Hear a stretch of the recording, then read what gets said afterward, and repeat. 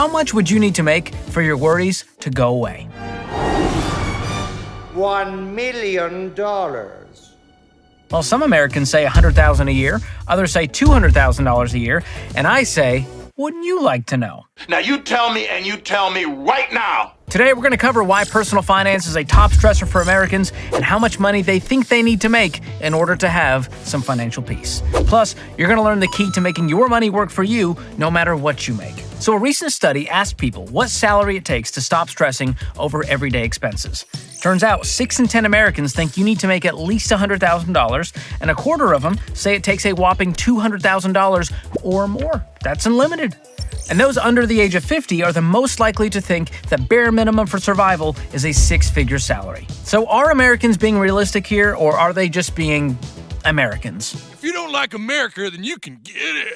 Well, I think there's a disconnect between how much people have and how they feel about what they have. Basically, we've got people looking at a full pantry and thinking there is nothing to eat in there. And I'd argue that scary headlines about the economy, inflation, and politics keep people in a constant state of stress, which certainly does not help how they feel about their financial security. But listen to this. In a recent study that I just made up, researchers found that you can add 10 years to your life by turning off the TV and deleting social media from your phone. But for real, experts say that letting these short-term fears dictate your financial decisions is dangerous because, historically speaking, the market tends to do well over the long haul regardless of how crazy the news cycle is. So don't go sell your stock and mutual funds because that one guy on TikTok predicted the end of America as we know it for I think he's on the 8th try. 8th try now. Well, this could easily be the end of the United States as we know it. Another reason for the disconnect is that a lot of people think being wealthy means never having to think about money again. Well, I've got good news and bad news for you. Which do you want first? Good news. All right, let's start with the bad news. Here's the bad news. Financial freedom is an oxymoron. You'll never be free from dealing with your finances. Even if you have plenty of money, you can't stop paying attention to that money.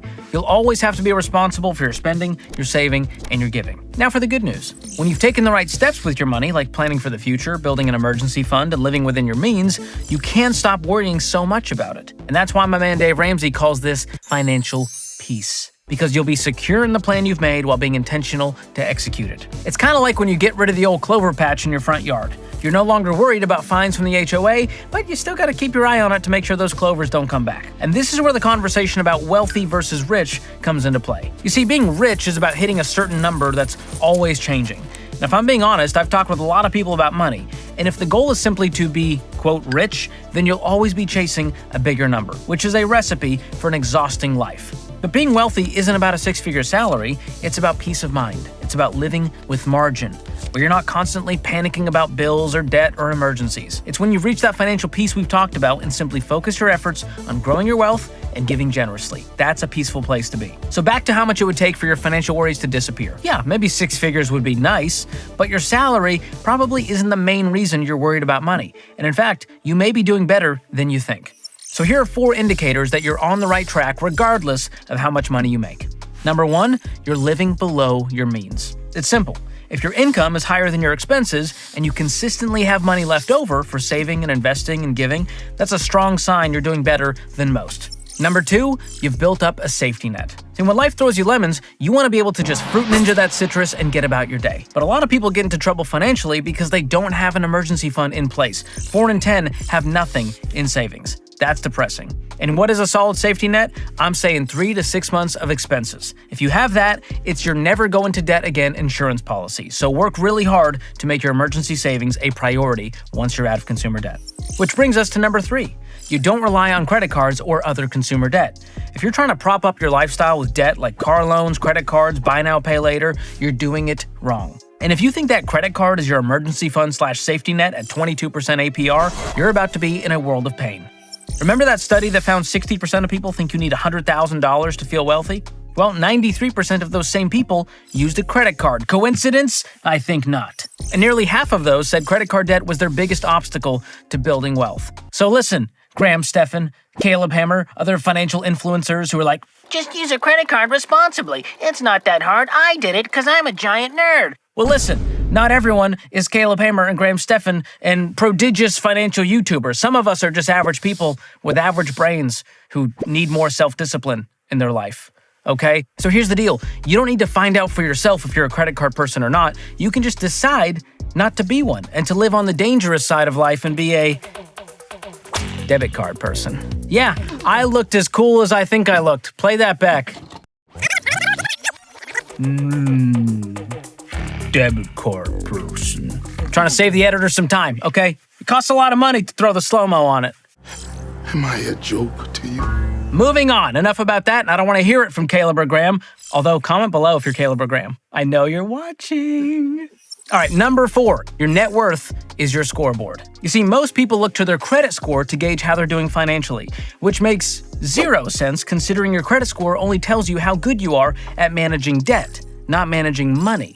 And that's why net worth is a much better indicator of financial progress. It's what you own minus what you owe. So, picture this. If you ditch debt and start investing for your future, your net worth will naturally increase over time. I would much rather you become a millionaire than have a high credit score that just gives you access to more debt. There's a lot of broke people with high credit scores. So if you can say yes to those 4 indicators, you're already ahead of the pack. Gold star, great job. If not, don't panic, because coming up, we're going to cover some practical ways to take control of your situation. But first, I've got a bone to pick. With these fuddy-duddy basic low-interest savings accounts, what are you doing out here giving people 0.01% interest? Do better, be better. And if you're watching this and you have one of these accounts, let me show you how to be better. Open up an account with Laurel Road. They're an online bank and they're a sponsor of today's episode. With their high-yield savings account, you'll get competitive top-tier rates. And that means you can grow your savings faster while keeping your money accessible for when you need it. If you want to get started, go check them out at laurelroad.com/George or just click the link in the description below. That's laurelroad.com/George. And if you want some indicators that your personal data is at risk, here's some.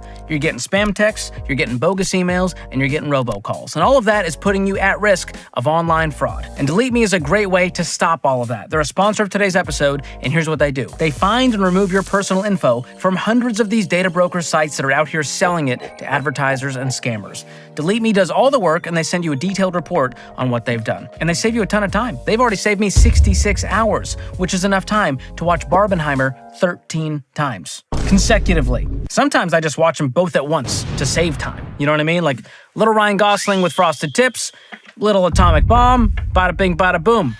You're in for a ride. And if you want to get a better deal on Delete Me, just go to joindeleteme.com/George and you'll get 20% off any of their plans, or click the link in the description below. Now, if you're stressed about money, another reason could be that you don't think you make enough. But let me be the honest friend and just tell you, you make plenty, and also there's some cilantro in your teeth. Take care of that. What the? How long has that been there? Now, chances are you make good money, but you still have no money. And there's something eating up your margin here. Maybe it's debt payments, maybe it's lifestyle creep, maybe it's some budget busters like monthly payments on $1,500 season tickets to a minor league hockey team in Hershey, Pennsylvania. Go Bears. He's a big fan. Hear the roar. If you're not willing to make changes, and if it feels like it's never enough, that's going to keep you in the cycle of anxiety and discontentment, no matter how much your paycheck grows. And if you can't get your expenses below your income and you're living a lifestyle you can't afford, it's time to take a hard look at where your money's going and make some serious changes, like yesterday. And if you're just going, George, I truly just don't make enough money, well, you can do something about that. Your income is in your control. The way I see it, if you're out of debt, but you still can't invest 15% of your income and cutting back isn't enough, you need to focus on making more money. Yes, it's hard work, and I'd love to be able to snap my fingers and make the numbers happier for you, but here's the hard truth. Math is math. And if you can't figure out a solution within 6 months, you've got an unsustainable situation, meaning you might need to pick up a second job for now, pursue a different job with higher income, or even make a move to a lower cost of living area to get yourself right side up financially. And I know that sucks to hear, but the great news is you're in control and you get to decide how your story pans out. The key is to take action, because once you do, you'll see how much progress you can make in a short amount of time, and that gives you this little thing called hope. And if the answer is that you need to make more money, you'll be amazed at what a couple of side hustles can do. And there's so many options out there that don't take a lot of startup time or effort to get going. And I actually cover how easy it is and what you can expect to make in this next video. So keep watching or click the link in the description below. And if you like this video, be sure to hit that like and subscribe button and share it with a friend. Thanks for watching. We'll see you next time.